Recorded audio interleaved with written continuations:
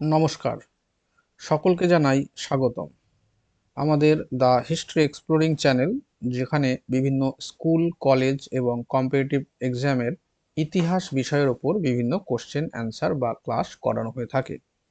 তো আজকে আমাদের মূলত আলোচনার যে বিষয় সেটা হচ্ছে ক্লাস 12-এর একটি প্রথম অধ্যায়ের একটি টপিক, যার নাম অলবেরুনি। এটা ক্লাস 12-এ থার্ড সেমিস্টারে কিন্তু রয়েছে, যেটা প্রথম অধ্যায় আছে। এবার চলে আসি যে এছাড়াও এই টপিকটি অর্থাৎ আলবেরুনি টপিকটি এসএলএসটি, ইউজিসি নেট এবং ডাব্লিউবি সেট পরীক্ষার জন্যও কিন্তু প্রযোজ্য হবে। তো আমাদের channel department of history and culture, তো এই department of history and culture যেখানে কিন্তু West Bengal set, SSC, SLST, net এছাড়াও বিভিন্ন কম্পিটিটিভ এক্সামের পরীক্ষাগুলো কিন্তু আলোচনা করা হয়ে থাকে। তাহলে শুরু করা যাক আজকের আমাদের ফার্স্ট টপিকের প্রথম বিষয় কি আছে। দেখো, অলবিরুনি। এই অলবিরুনি ছবি আমরা দেখতে পাচ্ছি। অলবিরুনি কে ছিলেন, তাই না? যে মধ্যযুগে ভারতবর্ষে যে সমস্ত বিদেশি পর্যটকরা এসেছিলেন তাদের মধ্যে অন্যতম ছিলেন হচ্ছে এই অলবিরুনি। কেন? তার কারণ সমসাময়িক ভারতীয় দেশীয় লেখকরা যে সমস্ত গ্রন্থ রচনা করেছেন সেই সমস্ত গ্রন্থের মধ্যে একটা বায়াসনেস থাকে। কি বায়াসনেস? যে রাজার পৃষ্ঠপোষকতায় তারা রচনা করেছেন। ফলে যেহেতু রাজার পৃষ্ঠপোষকতায় দেশীয় লেখকরা রচনা করেছে, ফলে রাজার সম্পর্কে কিন্তু সঠিক তথ্য সম্পূর্ণভাবে পাওয়া দুষ্কর। তাহলে সেই সময়কার অবস্থা সম্পর্কে সঠিক বিবরণ যদি আমরা পেতে চাই, তাহলে আমাদেরকে সমসাময়িক ভারতবর্ষে যে সমস্ত বিদেশিরা এসেছিলেন তাদের লেখার উপর কিন্তু অত্যাধিক পরিমাণে আমাদেরকে কিন্তু গুরুত্ব আরোপ করতে হবেই, এটা অস্বীকার করার নেই। তো সেই ক্ষেত্রেই আমরা দেখতে পাচ্ছি যে এই যে বিদেশি পর্যটকরা যে ছিল, তারা যে ভারতে এসেছিল, তাদের চোখে ভারতের সমাজ ব্যবস্থা, ভারতের ধর্ম, রাজনীতি এগুলো কেমন ছিল। তো তার হিসেবেই আমরা, এটাই আমাদের মূলত ক্লাস 12-এর প্রথম চ্যাপ্টার। তো তারই প্রথম টপিক হচ্ছে এই অলবিরুনি। তাহলে অলবিরুনির পরিচয় যদি আমরা আসি, তাহলে কি? অলবিরুনি ছিলেন একজন জ্যোতির্বিদ, গণিতজ্ঞ, দার্শনিক, নৃতত্ত্ববিদ, ভূগোলবিদ এবং ঐতিহাসিক। তাহলে এই সমস্ত কিন্তু বিষয়ে তারা পারদর্শী কিন্তু তিনি ছিলেন। তার জন্ম যদি বলি, সে জন্মগ্রহণ করেছিল কোথায়?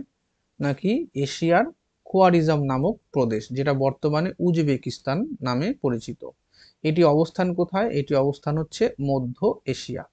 তাহলে জন্মগ্রহণ করেছিলেন কখন তিনি? তিনি 973 খ্রিস্টাব্দে কিন্তু জন্মগ্রহণ করেছিলেন মধ্য এশিয়ার খোয়ারিজম নামক স্থানে।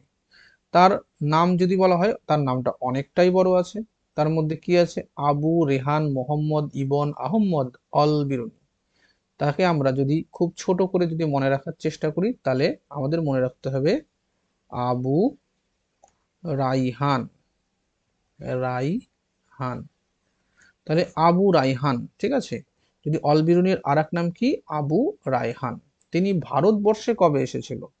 তো এই মধ্য এশিয়ার খোয়ারিজম, তো এই খোয়ারিজম থেকে তিনি ভারতে আসছে, তো ভারতে কবে আসছে? তো সেক্ষেত্রে আমরা দেখতে পাচ্ছি খ্রিস্টীয় একাদশ শতকে কিন্তু তিনি ভারতে আসছে। কার সাথে ভারতে এসছে?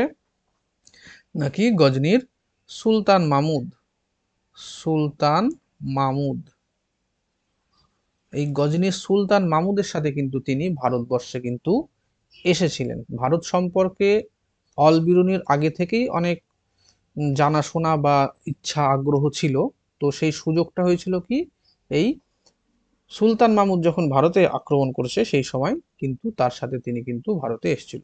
সুলতান মাহমুদ প্রথমে কিন্তু এই মধ্য এশিয়ার খোয়ারিজম আক্রমণ করেছিল। সেই খোয়ারিজম আক্রমণ করার ফলে সেখান থেকে কিন্তু অলবিরুনিকে গজনিতে নিয়ে আসে। কে নিয়ে আসে? সুলতান মাহমুদ। এবার এই খোয়ারিজম থেকে সুলতান মাহমুদের সাথে গজনিতে আসে। এবার এখান থেকে তিনি ভারতে কিন্তু সুলতান মাহমুদের সাথে আবার এসেছিল। তো তিনি ভারতে যে এসেছিলেন তখন তার যে লেখা যে গ্রন্থ, সেই গ্রন্থটা নাম কি হবে? সেই গ্রন্থটা হচ্ছে কিতাব উল হিন্দ বা তহকিক ই হিন্দ।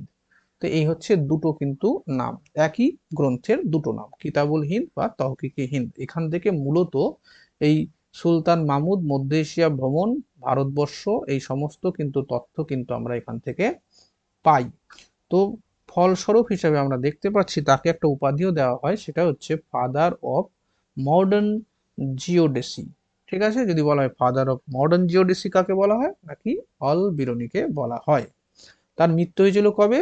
আনুমানিক 1048 খ্রিস্টাব্দে কিন্তু গজনিতে তার মৃত্যু হয়েছিল, যেটা বর্তমানে আফগানিস্তানে অবস্থিত। ঠিক আছে, এই হলো মোটামুটি ভাবে আমাদের প্রোফাইল অল বিরুনির। এটা দেখো, এই স্লাইডটার মধ্যে আমি নিজের সম্পর্কে কিছু বক্তব্য পেশ করেছি। আমার নাম শুভজয় রায়। আমাদের একটা ফেসবুক পেজ আছে বা একটা গ্রুপও আছে যার নাম department of history and culture, যেখানে ইতিহাস রিলেটেড যাবতীয় কিন্তু তথ্য প্রদান করা হয়। ঠিক আছে, আমি ইতিহাসে বর্তমানে গবেষণারত, ইতিহাসের শিক্ষক, 10 বছরের অধিক কিন্তু শিক্ষাগত পেশার সাথে যুক্ত রয়েছি। বিভিন্ন আন্তর্জাতিক এবং জাতীয় স্তরের প্রবন্ধ, যেটা গবেষণামূলক প্রবন্ধ, তার কিন্তু লেখক। এছাড়াও বিভিন্ন একাডেমিক কন্টেন্ট রাইটার। ওকে, তো এখানে আমার ফেসবুক, হোয়াটসঅ্যাপ নাম্বার দেওয়া রয়েছে, যদি কারো কোনো রকমের প্রয়োজন হয় অবশ্যই আমার সাথে তোমরা যোগাযোগ করে নিতে পারো। So back to the point, এবার আমরা ক্লাসে পুরোপুরিভাবে চলে আসি। একদম ক্লাসটা তোমরা ভালো মতো দেখবে, আশা করি এই টপিক থেকে তোমাদের পরীক্ষায় যা কোশ্চেন আসুক, সেটা ক্লাস 12 হোক, সেটা গ্র্যাজুয়েশন হোক, সেটা নেট সেট হোক, এসএসসি হোক, কম্পিটিটিভ এক্সাম হোক, এই টপিক থেকে যদি কোনো কোশ্চেন আসে, শুধুমাত্র এই ক্লাসটা পুরো দেখলেই তোমাদের সেটা কমপ্লিট হয়ে যাবে। এর বাইরে আর একটাও কোশ্চেন কিন্তু আসার সম্ভাবনা নেই। তাহলে শুরু করি। কি বলা হচ্ছে যে ভারতে আগত যে বিদেশি পর্যটক, তাদের মধ্যে অন্যতম কে ছিলেন, নাকি অল বিরুনি। গেল, কি হয়েছে, তিনি ছিলেন গজনীর সুলতান মাহমুদের রাজ জ্যোতিষী। কার রাজ জ্যোতিষী? গজনীর সুলতান মাহমুদের। আমি বলেছিলাম যে সুলতান মাহমুদ কিন্তু তাকে খোয়ারিজম থেকে গজনীতে তুলে নিয়ে এসেছিল। যাই হোক, সুলতান মাহমুদ কি করেছিল, ভারতবর্ষ আক্রমণ করেছে শতবার, তার মধ্যে পাঞ্জাব দখল করলে অল বিরুনি কিন্তু ভারতে সঙ্গে ঘনিষ্ঠভাবে পরিচিত হওয়ার সুযোগ পায়। আগে অনেক কথা শুনেছিল ভারত সম্পর্কে, কিন্তু ঘনিষ্ঠভাবে যোগাযোগের সুযোগটা পাচ্ছে কিন্তু পাঞ্জাব দখলের পর। এখানে ব্রাহ্মণ পণ্ডিতদের সংস্পর্শে এসে তিনি সংস্কৃত ভাষা কিন্তু শিখেছিলেন। তাহলে অলবিরুনি সংস্কৃত ভাষা কোথা থেকে শিখছে, নাকি এই ব্রাহ্মণ পণ্ডিতদের সংস্পর্শে এসে তিনি কিন্তু এই সংস্কৃত ভাষাটা কিন্তু শিখেছিলেন। সংস্কৃত ভাষায় লেখা ধর্ম ও দর্শন বিষয়ক গ্রন্থগুলি তিনি কিন্তু পাঠ করতে সক্ষম হয়। কেন পাঠ করতে সক্ষম হলো? তার কারণ তিনি তো পড়াশোনা করলো, সংস্কৃত ভাষা শিখলো। এই সংস্কৃত ভাষা শিখলো বলেই কিন্তু তিনি এগুলো ধর্ম এবং দর্শন বিষয়ক যে সংস্কৃত, কারণ প্রাচীনকালে কিন্তু যে সমস্ত গ্রন্থগুলো রচনা করা হতো সেটা প্রায় সবটাই কিন্তু সংস্কৃতে রচনা করা হতো। তো সেই কারণে দেখা যাচ্ছে ধর্ম এবং দর্শন বিষয়ক গ্রন্থ কিন্তু তিনি রচনা, যেগুলো করা ছিল, তিনি কিন্তু সেগুলো পড়েছিল বা পড়তে সক্ষম হয়েছিল। পরবর্তীতে তিনি রচনাও করেছিলেন এই ভাষাতে, ট্রান্সলেশনের কাজগুলো কিন্তু তিনি করেছিলেন। যাই হোক, চলে আসি যে পতঞ্জলির মহাভাষ্য সহ বহু সংস্কৃত গ্রন্থের তিনি আরবি অনুবাদ করেছিলেন।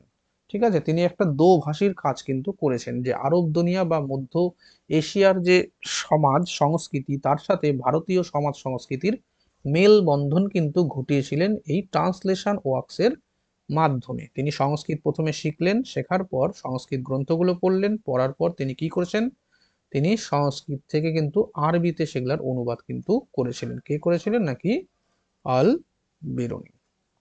এছাড়াও যদি আমরা বলি যে গ্রিক গণিতজ্ঞ ছিলেন যার নাম হচ্ছে ইউক্লিড। এই ইউক্লিডের যে রচনাগুলো ছিল, যে অঙ্কের উপর বিভিন্ন যে থিওরি, বিভিন্ন রচনা, সেগুলো কিন্তু তিনি আবার সংস্কৃত ভাষায় অনুবাদ করেছিল ভারতীয়দের জন্য। যে ইউক্লিডের যে গণিতজ্ঞ, তার যে গ্রিক ভাষায় যে লেখা গ্রন্থ, সেগুলোকে কিন্তু তিনি আবার ট্রান্সলেট করেছিল সংস্কৃতে, যেই সংস্কৃতে ভারতীয়দের জন্য কিন্তু সুবিধা হয়েছিল পড়তে। তো যাই হোক, যে বিষয়টা আমরা যে দেখতে পাচ্ছি যে মূলত পাঞ্জাব, উত্তর ভারতের কিছু অঞ্চল পরিভ্রমণ করে তিনি ভারতের সমাজ সংস্কৃতি বিষয়ে কিন্তু অভিজ্ঞতা সঞ্চয় করেছিলেন। তাহলে ভারতবর্ষের মূলত কোন কোন জায়গা তিনি পরিভ্রমণ করেছিলেন? তিনি বলছেন তিনি পাঞ্জাবে পরিভ্রমণ করেছে এবং তিনি উত্তর ভারতের কিছু অঞ্চলে কিন্তু পরিভ্রমণ করেছিলেন, ঠিক আছে, করে এখানে সমাজ এবং সংস্কৃতির বিষয়ে কিন্তু তিনি বর্ণনা করেছেন। এখন যে বিষয়টা আসছে যে অলবিরুনি তো ভারত সম্পর্কে বর্ণনা করেছেন, তো সেই বর্ণনাটা যে করেছেন তিনি কোথায় করেছেন? একটা গ্রন্থে। তো যে গ্রন্থে তিনি যে বর্ণনাটা করেছেন সেই গ্রন্থের নাম হচ্ছে কিতাবুল হিন্দ, তাই তো? তো এই গ্রন্থ সম্পর্কে একটু আমাদেরকে তথ্য কিন্তু নিতে হবে। কি আছে? যে ভারতের অভিজ্ঞতা সম্পর্কিত অলবিরুনির বিবরণের নাম হচ্ছে কিতাব উল হিন্দ। গেল। গ্রন্থটি সহজ সরল কোন ভাষায় লেখা নাকি আরবি ভাষায় লেখা? এখানে একটা বিষয় যে ভারত থেকে চলে যাওয়ার পর, ঠিক আছে, নিজের দেশে চলে যাওয়ার পর এটা রচনা করেছে বলে কিন্তু নিজে থেকে সম্পূর্ণ স্বাধীনভাবে কিন্তু লেখার কিন্তু সুযোগ তিনি পেয়েছিলেন, না হলে কিন্তু সেটা সম্ভব হতো না। যাই হোক, তো এই গ্রন্থ অর্থাৎ কিতাব উল হিন্দ যে গ্রন্থ সেটা কোন ভাষায় লেখা নাকি আরবি ভাষায় লেখা? আর কি গ্রন্থটা কতটা অধ্যায় আছে? এখানে দেখা যাচ্ছে এই গ্রন্থের অধ্যায় আছে হচ্ছে টোটাল ৮০ খানা, ঠিক আছে। তো এই ৮০টা অধ্যায় কিন্তু আমরা দেখতে পাচ্ছি গ্রন্থের। যাই হোক, তো ৮০ খানা অধ্যায়। এই অধ্যায়ে মানে এই গ্রন্থে অর্থাৎ কিতাবুল হিন্দ যে গ্রন্থ, এই গ্রন্থে কোন কোন বিষয় নিয়ে আলোচনা রয়েছে? এই গ্রন্থে আছে সমাজ, বর্ণ ব্যবস্থা, ধর্ম, দর্শন, রীতিনীতি ইত্যাদি সম্পর্কে কিন্তু বিষয়বস্তুগুলো কিন্তু এখানে রয়েছে। নেট সেট পরীক্ষায় একটা কোশ্চেন এসেছে প্রিভিয়াস ইয়ারে, সেখানে বলা হয়েছে যে কোন বিষয়টা ছিল না, ঠিক আছে, ডাইরেক্ট, তাহলে সেটা হচ্ছে রাজনীতি।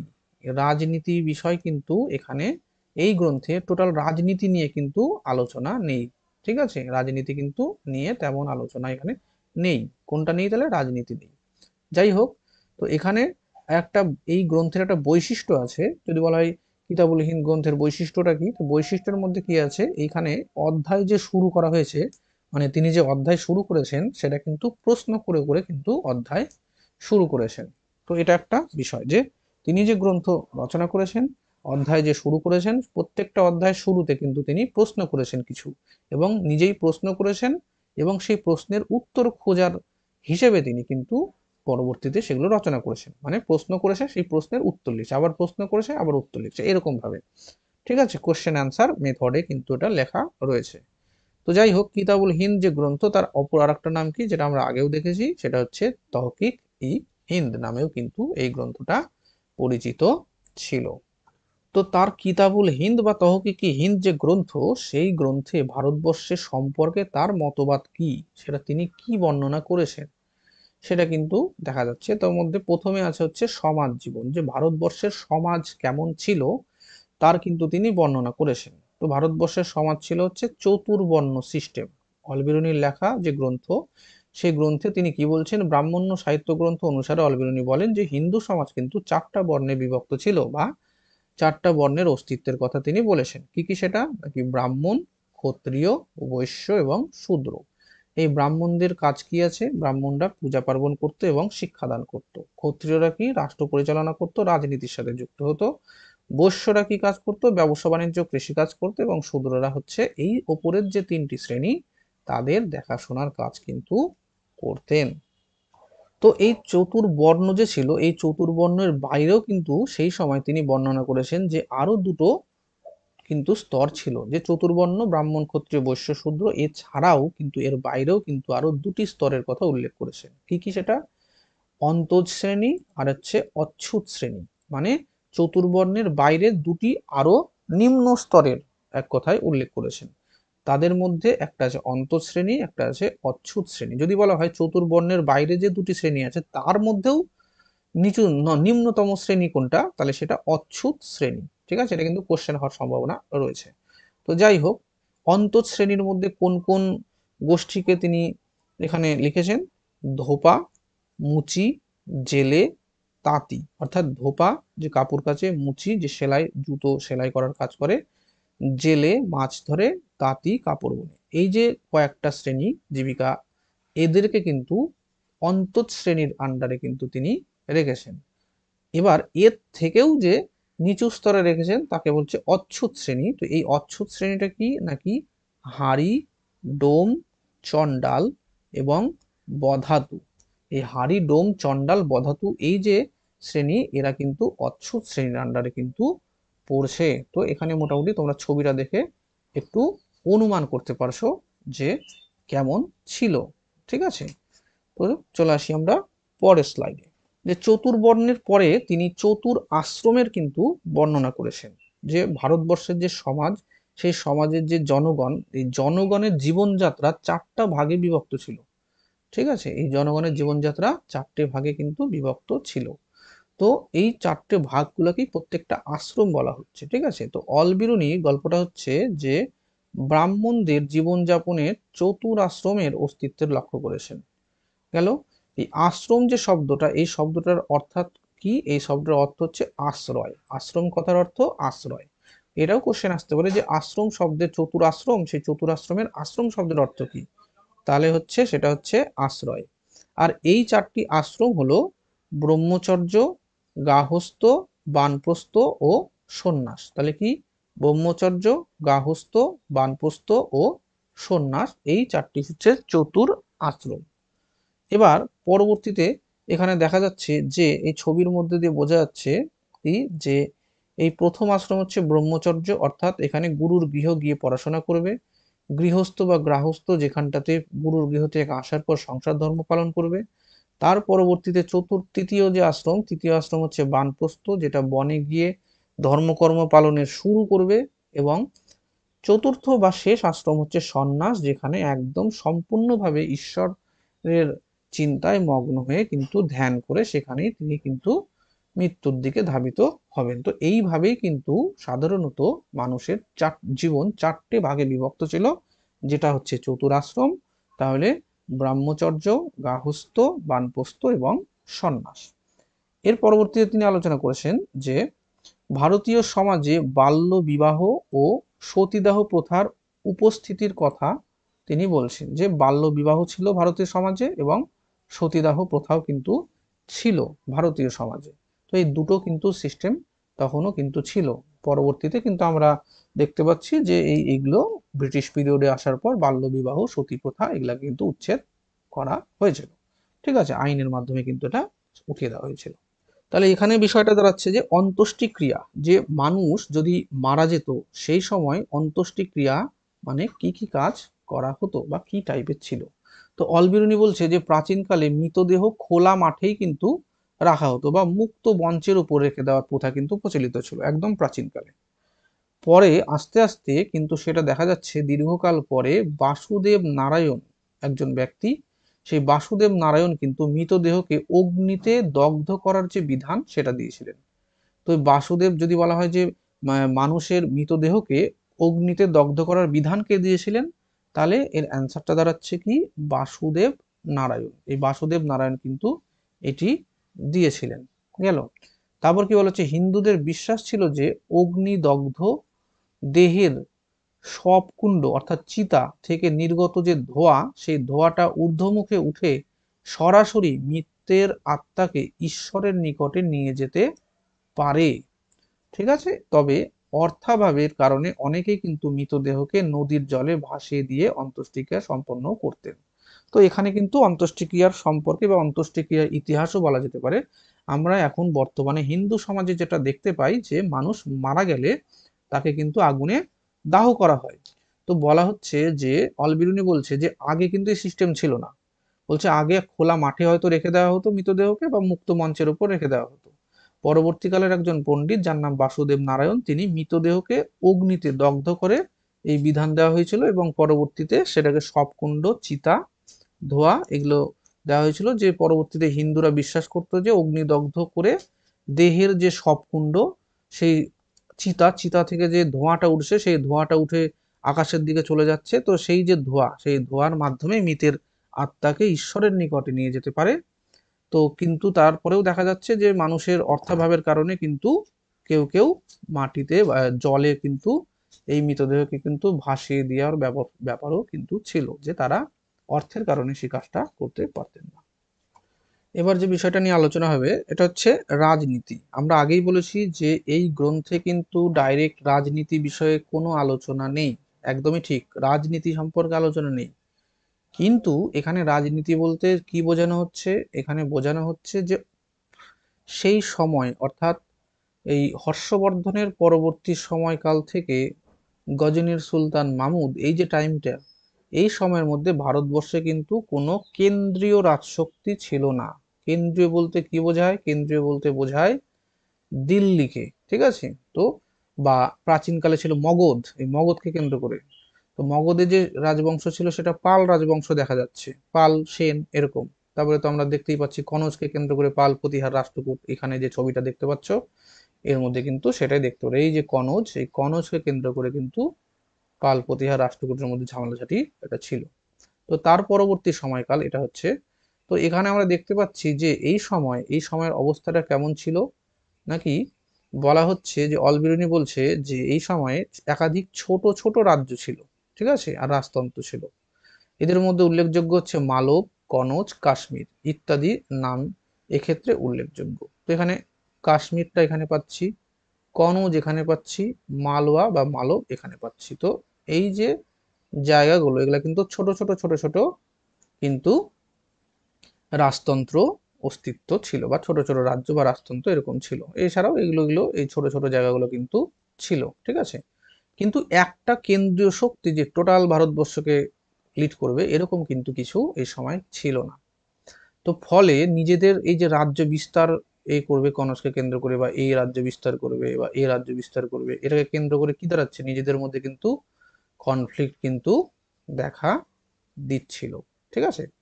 তো যাই হোক, তো এখানে আমরা সেই কারণেই দেখতে পাচ্ছি যে কনৌজের পার্শ্ববর্তী অঞ্চল অল হিন্দ বা ভারত, এই ভারত বলতেই অল হিন্দ বোঝাচ্ছে, ঠিক আছে, এর মধ্যবর্তী স্থানে অবস্থিত হওয়ায় এই কনৌজ যেটা সেটা অল হিন্দের অর্থাৎ ভারতের মধ্যবর্তী স্থানে অবস্থিত হওয়ায় তা মধ্যদেশ নামেও পরিচিত ছিল। যদি বলা হয় এই সময়কালে মধ্যদেশ বলতে অলবিরুনি কি বোঝানোর চেষ্টা করেছেন, ঠিক আছে, মধ্যদেশ বলতে তিনি কি বুঝিয়েছেন বা কোন অঞ্চলকে বুঝিয়েছেন মধ্যদেশ বলতে? তাহলে কিন্তু মধ্যদেশ বলতে কিন্তু তিনি বোঝাচ্ছেন হলো ভারতবর্ষের কনৌজ। কেন? কনৌজ ছিল কিন্তু ভারতবর্ষের যে ম্যাপ, সেই ম্যাপের একদম মাঝ বরাবর একটা জায়গাতে অবস্থিত। এই যে মাঝ বরাবর অবস্থিত, তো ফলে কিন্তু কনৌজ এই জায়গা একে কিন্তু মধ্যদেশ বলে কিন্তু অভিহিত করেছেন। এখানে হর্ষবর্ধন কিন্তু রাজত্ব করত। যাই হোক, শুধু ভৌগোলিক দিক থেকেই নয়, ভারতের রাজনীতিও কেন্দ্রবিন্দুও কিন্তু এটাই ছিল। কারণ আমরা দেখেছি যে কনৌজকে কেন্দ্র করে এই পাল, তারপরে রাষ্ট্রকূট আর এই প্রতিহার, এদের মধ্যে কিন্তু লড়াই লেগেই ছিল, ঠিক আছে, যেটাকে আমরা ত্রিশক্তি সংগ্রাম বলে থাকি। কি? ত্রিশক্তি সংগ্রাম,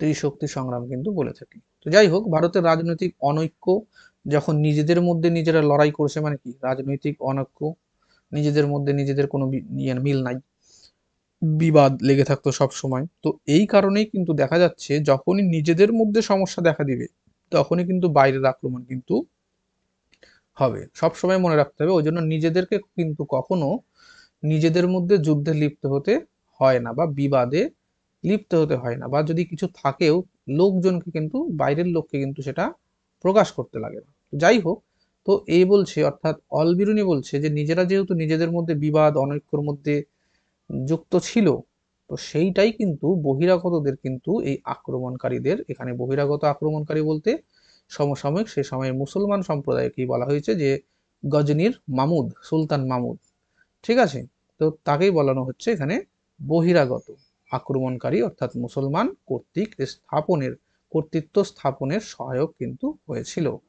তাহলে এই গজনী সুলতান মাহমুদের সাথেই কিন্তু আবার অলবিরুনি ভারত এসেছিল এবং ভারতবর্ষকে দেখার কিন্তু সুযোগ পেয়েছিল। কিন্তু তিনি কি বলছেন, যে এই যে রাজনৈতিক যে অনৈক্য এবং বিবাদ, সেটাই কিন্তু বহিরাগত আক্রমণকারীদের কিন্তু ভারতবর্ষে আক্রমণ করার যে সাহসটা কিন্তু সেটা জগিয়ে দিয়েছিল। যদি তারা নিজেদের মধ্যে ঠিক মতো থাকতো তাহলে হয়তো এরকম অবস্থাটা হতো না, বা এর ইতিহাসটা হয়তো অন্য ধরনের থাকতেও পারতো। তো যাই হোক, এইভাবে একটা কাজ হচ্ছে। তো পরবর্তীতে আমরা দেখতে পাচ্ছি যে শিক্ষা সংস্কৃতি, ভারতবর্ষ যেহেতু একটা খুব ভালো সংস্কৃতি প্রবণ দেশ, সেটা প্রাচীন কাল থেকেই আছে এর নাম। তো সেক্ষেত্রে শিক্ষা সংস্কৃতির ক্ষেত্রে তার বক্তব্য কি? যে অলবিরুনি বলছে ভারতের ভাষাগুলোর কি, যে অলবিরুনি বলছে যে ভারতের সংস্কৃত ভাষা এতটাই পরিব্যাপ্ত যে একে সহজে রপ্ত করা সম্ভব নয়। যে সংস্কৃত ভাষাটা এতটাই পরিব্যাপ্ত, মানে এতটাই বিস্তৃত, যে সেটা সহজেই কেউ শিখতে পারে না। তার জন্য যথেষ্ট সময় এবং মেধা, পরিশ্রম এগুলো কিন্তু ব্যয় করতে হবে, তাহলেই কিন্তু এটা শেখা সম্ভব। তিনি কিন্তু সংস্কৃত শিখেছিলেন যথেষ্ট সময় ধরে। আর কি বর্ণমালার কথা বলছেন শিক্ষা সংস্কৃতি, গ্রিকদের মতো হিন্দুরাও কিন্তু বাম দিক থেকে ডান দিকে কিন্তু লেখেন। তাহলে এখানে কি বলছে যে গ্রিকরা যেমন বাম দিক থেকে ডান দিকে লিখতো, ঠিক একই রকম ভাবে হিন্দুরাও কিন্তু বাম দিক থেকে ডান দিকে কিন্তু লিখতে হয়। যে আমরা দেখো এখনো যে যেটা লেখার প্যাটার্নটা আছে, কি এটা, বাম দিক থেকে ডান দিক, বাম দিক থেকে ডান দিক, বাম দিক থেকে ডান দিক। তো নর্থ, সাউথ, ইস্ট, ওয়েস্ট। তাহলে বাম দিক থেকে ডান দিকে কিন্তু লেখা এখনো হয়। তো যাই হোক, এই প্যাটার্নটাই আছে। তো গ্রিকদের মতো হিন্দুরাও বাম দিক থেকে ডান দিকে কিন্তু লিখতেন। ভারতের সর্বাধিক প্রচলিত যে বর্ণমালা সেটা কি, সিদ্ধ মাতৃকা বর্ণমালা। তাহলে এখানে কোশ্চেনটা কি হতে পারে, যে অলবিরুনির মতে ভারতের সব থেকে প্রচলিত বা সর্বাধিক প্রচলিত যে বর্ণমালা তার নাম কি ছিল, তার নাম ছিল সিদ্ধ মাতৃকা বর্ণমালা। ভারতীয়রা কিভাবে লিখতেন, তারা বাম দিক থেকে ডান দিকে লিখতেন। গ্রিকরা কিভাবে লিখতেন, তারাও বাম দিক থেকে ডান দিকে লিখতেন। সংস্কৃত ভাষা সম্পর্কে কি বলেছেন তিনি, তিনি বলেছেন সংস্কৃত ভাষা ছিল পরিব্যাপ্ত, সহজে এটা রপ্ত করা সম্ভব নয়। পুঁথিগত বা পুঁথির ক্ষেত্রে তার বক্তব্য কি, অবজারভেশন কি, পুঁথি, যে অলবিরুনি লক্ষ্য করেছেন যে উত্তর ও মধ্য ভারতে, যে উত্তর ভারত এবং মধ্য ভারতে এখানকার পণ্ডিতরা কিন্তু গাছের ছালের উপর লেখে। ঠিক আছে, উত্তর ভারত এবং মধ্য ভারতের যে পণ্ডিতরা তারা গাছের ছালের উপর লেখে, যেটাকে বলা হয় ভূর্জ। তাহলে গাছের ছালের উপর যে লেখার পদ্ধতি সেটাকে বলা হয় ভূর্জ। সেটা কোথায় লেখা হতো, সেটা উত্তর এবং মধ্য ভারতে লেখা হতো। আর দক্ষিণ ভারতের যে সেট আপটা ছিল সেটা কি, দক্ষিণ ভারতে যে লেখার ব্যবহার হতো সেটা হচ্ছে তালপত্র, তাল পাতার উপর লেখা হতো। ঠিক আছে, তাহলে পুঁথির ক্ষেত্রে উত্তর এবং মধ্য ভারতে একটা টাইপ পাওয়া গেছে এবং দক্ষিণ ভারতে অপর আর একটা টাইপ পাওয়া গেছে। তো এখানে পুঁথির ক্ষেত্রে বলা হচ্ছে যে উত্তর এবং মধ্য ভারতে পণ্ডিতরা বলছে গাছের ছালের উপরে লিখতো, সেটাকে বলা হতো ভূর্জ। আর দক্ষিণ ভারতের ক্ষেত্রে তাল পাতায় লিখতো, এটাকে বলা হতো তালপত্র। ঠিক আছে, তো যাই হোক, ভারতীয়রা কিন্তু উম, বইকে কাপড় দিয়ে মুড়ে রাখতো, যে বিশেষ যে গ্রন্থ, ঠিক আছে, যেমন ধর্মগ্রন্থ মখমলের কাপড় দিয়ে মোড়া, লাল কাপড় দিয়ে মোড়া, এরকম একটা হয় কিনা। তো সেটাই বলছে, ভারতীয়রা কিন্তু বইকে, বইয়ের প্রতি তাদের এতটাই কিন্তু শ্রদ্ধা ছিল, তো কাপড় দিয়ে কিন্তু মুড়ে রাখতেন। ঠিক আছে, এগুলি পরিচিত ছিল পুঁথি নামে। তাহলে পুঁথি নামে পরিচিত ছিল বইগুলো। চিঠিপত্র বা অন্যান্য বিষয় লেখার জন্য কিন্তু ভূর্জ ব্যবহার তারা করত। ঠিক আছে, চিঠিপত্র লেখার ক্ষেত্রে বা অন্যান্য কিছু লেখার ক্ষেত্রে ভূর্জ ব্যবহার, মানে ভূর্জ জিনিসটা কি, গাছের ছালের উপর যে লেখার পদ্ধতি সেটা হচ্ছে ভূর্জ। এটা সাধারণত উত্তর এবং মধ্য ভারতে প্রচলিত ছিল, আর দক্ষিণ ভারতে তালপত্র। আর এই যে পুঁথিগুলো, মানে এই যে বইপত্রগুলো, এগুলোকে পুঁথি বলা হতো। আর এগুলোকে রাখা হতো কিসের উপরে, এগুলোকে রাখা হতো হচ্ছে লাল, মানে কাপড়ের উপরে। ঠিক আছে, একটা দামি বা ভালো কাপড় দিয়ে মুড়িয়ে এগুলোকে কিন্তু রাখা হতো। এবার চলে আসি সাহিত্য সম্পর্কে তার বক্তব্য। তাহলে অলবিরুনি কি বলছে, যে ভারতের সাহিত্যর ক্ষেত্রে কি বলছে, যে ভারতীয় সাহিত্যের পরিচয় পাওয়া যায় অলবিরুনির রচনাতে। তাদের মধ্যে উল্লেখযোগ্য ব্যাকরণ, ছন্দ, বেদ, পুরাণ, মহাভারত, পতঞ্জলির মহাভাষ্য, মনুস্মৃতি ইত্যাদি। এগুলো হচ্ছে বিভিন্ন সংস্কৃত গ্রন্থ। যে এই সংস্কৃত গ্রন্থগুলো, এই সাহিত্য গ্রন্থগুলো কিন্তু তিনি দেখেছেন। ঠিক আছে, এই সংস্কৃত সাহিত্য ভান্ডার থেকে কিন্তু তিনি উল্লেখ করেছেন। তিনি কিন্তু এগুলো কিছু কিছু পড়াশোনাও করেছেন তিনি যখন সংস্কৃত শিখতেন সেই সময়। তো যাই হোক, এই উল্লেখ আছে।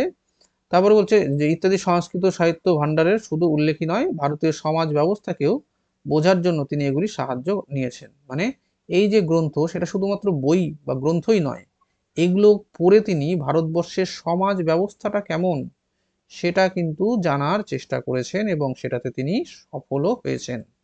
তাহলে ভারতবর্ষের সমাজ ব্যবস্থাকে জানতে হলে কোন কোন গ্রন্থ পড়তে লাগবে, বা তিনি পড়েছেন, তিনি বলতে অলবিরুনি, সেটা হচ্ছে ব্যাকরণ, ছন্দ, বেদ, পুরাণ, মহাভারত, পতঞ্জলির মহাভাষ্য, মনুস্মৃতি ইত্যাদি। এগুলা কি ভাষায় লেখা, এগুলা নর্মালি সংস্কৃত ভাষায় লেখা।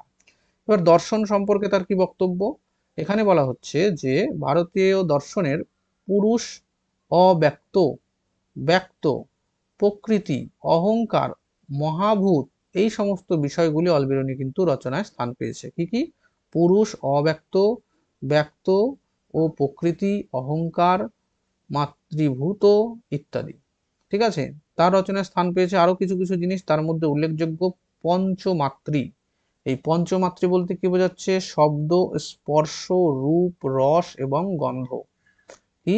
শব্দ, স্পর্শ, রূপ, রস, গন্ধ, এগুলো হচ্ছে পঞ্চমাত্রী। আর আরেকটা কি আছে? পঞ্চ ইন্দ্রিয়। এই পঞ্চ ইন্দ্রিয়র মধ্যে চোখ, কান, নাক, জিহ্বা এবং ত্বক, যেটা এখানে আমরা দেখানোর চেষ্টা করেছি যে চোখ, কান, নাক, জিহ্বা, ত্বক। ঠিক আছে, এগুলোকে একত্রে বলা হচ্ছে পঞ্চ ইন্দ্রিয়। এই পঞ্চ ইন্দ্রিয়ের উল্লেখ কি করেছে অলবিরুনি তার গ্রন্থে। আর পঞ্চমাত্রী, পঞ্চমাত্রী শব্দ, স্পর্শ, রূপ, রস, গন্ধ, যেহেতু এটা ছবিতে দেখানো পসিবল নয়, সেই জন্য এটা কি ছবি দেওয়া হয়নি। যাই হোক, শব্দ, স্পর্শ, রূপ, রস এবং গন্ধ, এটা হচ্ছে পঞ্চমাত্রী। আর কি আছে? আর আছে মানুষ এবং কর্মেন্দ্রিয়, এই সম্পর্কেও তিনি বিস্তারিত বিবরণ দিয়েছেন। তাহলে ভারতীয় সাহিত্য, সাহিত্য থেকে সমাজ ব্যবস্থা সম্পর্কে জানা যাবে। দর্শনের ক্ষেত্রে বলছে পুরুষ, অব্যক্ত, ব্যক্ত, প্রকৃতি, অহংকার, মাতৃভূত, এগুলোর কথা বলেছে। পঞ্চমাত্রের মধ্যে শব্দ, স্পর্শ, রূপ, রস, গন্ধ। আর পঞ্চ ইন্দ্রিয়ের মধ্যে বলছে চোখ, কান, নাক, জিহ্বা এবং ত্বক, এইগুলো কিন্তু তিনি বর্ণনা দিয়েছেন। এরপর তিনি আলোচনা করেছেন ভারতবর্ষের প্রাচীনকালের বিজ্ঞান সম্পর্কে, যে তার রচনাতে ভারতীয় বিজ্ঞান সম্পর্কেও কিন্তু জানা যাচ্ছে। তো বিজ্ঞানেরই একটা শাখা, তার মধ্যে কিন্তু ছিল হচ্ছে জ্যোতির্বিজ্ঞান। ঠিক আছে, জ্যোতির্বিজ্ঞান বিষয়ে ভারতীয়দের আগ্রহ কিন্তু আগের থেকেই ছিল, আমরা জানি, এখনো সেটা কিন্তু আমরা টের পাই। সেই আগ্রহ ছিল কেন? তার কারণ তাদের ধর্মীয় কর্মকাণ্ডের অনেকটাই এর সঙ্গে জড়িত। যে ভারতীয়দের যে ধর্মীয় কর্মকাণ্ড, সেগুলো কিন্তু জ্যোতির্বিজ্ঞানের সাথে জড়িত। ইসলামীয় যে সিন্ধ হিন্দ, এই গ্রন্থটা এখানে কিন্তু সিদ্ধান্ত নামে পরিচিত। তো ইসলামীয় যেটা সিন্ধ হিন্দ, সেটা হচ্ছে ভারতবর্ষে সিদ্ধান্ত নামে পরিচিত। যাই হোক, জ্যোতির্বিজ্ঞান বিষয়ক সমস্ত ভালো গ্রন্থকে তারা কিন্তু সিদ্ধান্তই বলে উল্লেখ করেছেন, যে বিভিন্ন সিদ্ধান্ত। ঠিক আছে, সিদ্ধান্ত গ্রন্থ, যে এই সিদ্ধান্ত থাকলে কি মনে করতে হবে? যে এগুলো জ্যোতির্বিজ্ঞান বিষয়ক যে গ্রন্থ, সেটাই হচ্ছে সিদ্ধান্ত। ঠিক আছে, যাই হোক, অলবেরুনির লেখায় বরাহমিহির এবং ব্রহ্মগুপ্ত নামক যে গুপ্ত যুগের মূলত বিশেষ জ্যোতির্বিজ্ঞানী, তাদের কিন্তু নাম পাওয়া যাচ্ছে। এবং সিদ্ধান্তের থেকে কম ভালো যে গ্রন্থ, যে সিদ্ধান্ত যেগুলো জ্যোতির্বিজ্ঞান সম্পর্কে, বা তার থেকে সামান্য কম ভালো যে গ্রন্থ, সেটা হচ্ছে তন্ত্র বা করণ বলা হতো। এছাড়াও আর যে সমস্ত গ্রন্থগুলো ছিল, তাদের মধ্যে উল্লেখযোগ্য ছিল সংহিতা এবং জাতক গ্রন্থগুলি। এই জাতকটা কিন্তু বুদ্ধের পূর্বজন্মের কাহিনী, বা এটা বৌদ্ধ ধর্মের সাথে কিন্তু যুক্ত গ্রন্থ। ঠিক আছে, এছাড়া হচ্ছে সংহিতা গ্রন্থ। আর কি বলছে? যে এই জ্যোতির্বিজ্ঞান বিষয়ের যে সিদ্ধান্ত গ্রন্থ, তার থেকে যে একটু কম মানের, সেটা হচ্ছে তন্ত্র বা করণ নামক গ্রন্থ। তো এইভাবে কিন্তু তিনি বিজ্ঞান বিষয়ের কিন্তু বর্ণনা এখানে দিয়েছেন। ঠিক আছে, তো এই বিষয়টা কিন্তু আমাদের অবশ্যই জানতে হবে। এখান থেকে কিন্তু কিছু কিছু কোশ্চেন আসতে পারে। যেমন কোশ্চেনের মধ্যে যদি বলি, জ্যোতির্বিজ্ঞান বিষয়ক যে গ্রন্থ, সেটা ইসলামীয় মতে সেটাকে কি বলা হয়? সেটাকে সিন্ধ হিন্দ বলা হয়। আর ভারতীয় দেশীয় মতে সেটাকে কি বলা হয়? হিন্দু মতে সেটাকে বলা হচ্ছে সিদ্ধান্ত। গেল। তারপরে কি বলা হচ্ছে? যে এই যে সিদ্ধান্ত যে গ্রন্থ, সেটা সাধারণত কোন বিষয়ের গ্রন্থ? এটা জ্যোতির্বিজ্ঞান বিষয়ক গ্রন্থ। অলবিরুনির লেখায় প্রাচীন ভারতের কোন বিশেষ দুজন বিজ্ঞানীর নাম পাওয়া যাচ্ছে? একজন হচ্ছে বরাহমিহির, আর একজন হচ্ছে ব্রহ্মগুপ্ত। চলে আসি পরে, এই যে সিদ্ধান্ত যে জ্যোতির্বিজ্ঞান বিষয়ক গ্রন্থ, তো এর থেকে পরবর্তী লেভেলের যে গ্রন্থ, সেগুলোর নাম কি? তন্ত্র বা করণ। এছাড়াও আর কোন কোন গ্রন্থ সম্পর্কে জানা যাচ্ছে? নাকি সংহিতা এবং জাতক নামক গ্রন্থ থেকে কিন্তু জানা যাচ্ছে। তাহলে পরবর্তীতে আমরা দেখতে পাচ্ছি ধর্ম এবং মূর্তি পূজা। এই ধর্ম এবং মূর্তি পূজার ক্ষেত্রে অলবিরুনি কি বলছেন তার গ্রন্থে। ঠিক আছে, কারণ আমাদের এই অধ্যায়টাই হচ্ছে বিদেশিদের চোখে ভারতীয় সমাজ, বা বিদেশিদের চোখে ভারত। তো বিদেশিরা ভারতবর্ষকে কিভাবে দেখেছে, কি কি বর্ণনা দিয়েছে, সেগুলোই কিন্তু আমরা এই ক্লাসে কিন্তু পড়ছি। তার মধ্যে যে বিদেশি সম্পর্কে আজকে পড়েছি, তার নাম অল বিরুনি। তো যাই হোক, এই ধর্ম এবং মূর্তি পূজা সম্পর্কে অল বিরুনি বলছে যে বৌদ্ধদের সমনীয় নামে অভিহিত করা হয়েছে, যেটাকে শ্রমণও বলা হয়। ঠিক আছে, এরকম ভাবে আমরা লিখি বৌদ্ধ শ্রমণ, যে বৌদ্ধ যে সন্ন্যাসী তাদেরকে বৌদ্ধ শ্রমণ বলা হতো। তো তিনি এখানে সমনীয় কথাটা উল্লেখ করেছে। ঠিক আছে, তারা এই যে বৌদ্ধ শ্রমণ যারা ছিল, এ বলছে যে তারা মনে প্রাণে, তারা কিন্তু বলছে যে মনে প্রাণে ব্রাহ্মণদের ঘৃণা করতেন। ঠিক আছে, এমনকি এটাও শোনা যায় যে এই বৌদ্ধ শ্রমণরাই নাকি এই সুলতান মামুদকে কিন্তু ভারতে আক্রমণ করার জন্য বা ভারতে অভিযান করার জন্য কিন্তু আমন্ত্রণ জানিয়েছিল, এরকমও কিন্তু আমরা বিভিন্ন তথ্য থেকে পাই। তো যাই হোক, তো এখানে অলবিরুনি কি বলছেন যে বৌদ্ধ শ্রমণ, বৌদ্ধ যারা সন্ন্যাসী তাদেরকে শ্রমণ বলা হচ্ছে, আর তারাই বা তারা মনে প্রাণে ব্রাহ্মণদেরকে কিন্তু ঘৃণা করতেন বলে তিনি বর্ণনা করেছেন। যাই হোক, বেনারস, তারপরে পুষ্কর, থানেশ্বর, মথুরা, কাশ্মীর, এই যে জায়গা, বিভিন্ন স্থানে ধর্মস্থান ছিল এবং ধর্মীয় পুষ্করিণীর কথাও তিনি লিখেছেন। কি? বেনারস, পুষ্কর, থানেশ্বর, মথুরা, কাশ্মীর, এই যে জায়গাগুলো, এই বিভিন্ন জায়গা, এগুলো হচ্ছে ধর্মস্থান জায়গা। আর ধর্মীয় স্থানগুলোতে কিন্তু আবার ধর্মীয় পুষ্করিণীও আছে বা তার কথা কিন্তু তিনি উল্লেখ করেছেন। ঠিক আছে, এগুলোকে মানে ওই পবিত্র জলের কথা বলা হয়। ঠিক আছে, বিভিন্ন ধর্মীয় স্থানের পাশে এরকম কিন্তু নদী কিন্তু একটা কমন থাকে প্রায়। তো এখানে এটাই কিন্তু বলা হচ্ছে। ঠিক আছে, ধর্মীয় পুষ্করিণী। আর কি বলেছেন তিনি? আর বলেছেন ভারতের মন্দির স্থাপত্য সম্পর্কে অলবেরুনি যে ভারতের মন্দিরগুলি এক ধরনের শিল্পকলা, যা বিশ্বের সেরা স্থাপত্য রীতির মধ্যে একটি। যে ভারতবর্ষের যে সমস্ত মন্দিরগুলো আছে, তার যে ডিজাইন, তার যে শিল্পকলা, তার যে নকশা, সেগুলোই কিন্তু বিস্ময়ের একটা ব্যাপার। তাদের যে স্থাপত্য রীতি, এটা উল্লেখযোগ্য কিন্তু বিষয়। পৃথিবীর যে বিভিন্ন স্থাপত্য কীর্তি, তাদের মধ্যে কিন্তু এগুলা উল্লেখযোগ্যতার কিন্তু দাবি রাখে। এখানে মন্দিরটা আমরা দেখতে পাচ্ছি, এটা হচ্ছে গুজরাটের সেই সোমনাথ মন্দির, বিখ্যাত সোমনাথ মন্দির, যেটা সুলতান মামুদ, গজনীর সুলতান মামুদ কিন্তু অনেকবার আক্রমণ করেছে। এবং এই মন্দির যে সে যতই আক্রমণ করুক, এখান থেকে সোনা দানা পয়সা সমস্ত কিছু নিয়ে যাওয়া বা এখানকার যে দেবতার মূর্তি তাকে অপবিত্র করা, এই কাজ করার পরেও কিন্তু দেখা যাচ্ছে এখানে এতটা পরিমাণ ব্যবসা বাণিজ্য এই গুজরাটের সুরাট এই জায়গাটাতে হতো, ফলে এখানে কিন্তু প্রচুর পরিমাণে কিন্তু অর্থ সম্পদ যুক্ত হতো। তো যাই হোক, তো এখানে আক্রমণ করার পরেও কিন্তু যে ভীম যে ছিলেন, সে ভীম কিন্তু আবার এখানে কিন্তু আবার মন্দিরটা স্থাপন করে দিয়েছিলেন। স্বাধীনতার পরবর্তী পর্যায়ে আমরা দেখতে পাই যে বল্লভভাই প্যাটেল কিন্তু এই মন্দিরটা আবার নতুন করে রিনোভেশন করেছিলেন। তো যাই হোক, তিনি এখানে সুলতান মানে মুলতান, সোমনাথ সহ বেশ কিছু জায়গার দেব মূর্তির বিষয়ে তার অভিজ্ঞতা লিপিবদ্ধ করেছেন কিতাবুল হিন্দ গ্রন্থে। ঠিক আছে, তো এইখানে বলার চেষ্টা করা হচ্ছে কি যে অলবিরুনি যে ছিলেন, তিনি সোমনাথ মন্দিরের, ঠিক আছে, বেশ কিছু জায়গা, শুধুমাত্র এই কি গজনীর মামুদ তো আর শুধু সোমনাথ মন্দিরই ধ্বংস করেনি, ভারতের অনেক মন্দির ধ্বংস করেছে। তো এই যে মন্দিরগুলো যে ধ্বংস করেছিল, তো সেই যে জায়গাগুলো, সেখানকার বিভিন্ন জায়গা, সেখানকার দেব মূর্তি, এই সমস্ত বিষয় কিন্তু তার অভিজ্ঞতায় কিন্তু লিপিবদ্ধ করেছেন, যেটা হচ্ছে কিতাবুল হিন্দ গ্রন্থ। তাহলে এখানে যেটা বলা হলো যে ভারতবর্ষের সেই সময়ে যে উন্নতি, সেই সমস্ত বিষয়গুলো কিন্তু তিনি তুলে ধরেছেন তার এই রচনার মাধ্যমে। ভারতের সমাজ, অর্থনীতি, তারপরে প্রশাসনিক অবস্থা, রীতিনীতি, ঠিক আছে, এই সমস্ত বিষয়, দর্শন, ধর্ম, পুঁথি, ভাষা, সমস্ত বিষয় কিন্তু তিনি তুলে ধরেছেন তার এই গ্রন্থে, যার নাম কিতাব উল হিন্দ। তিনি কোথায় এসেছিলেন? তিনি ভারতবর্ষে এসেছিলেন কার সাথে?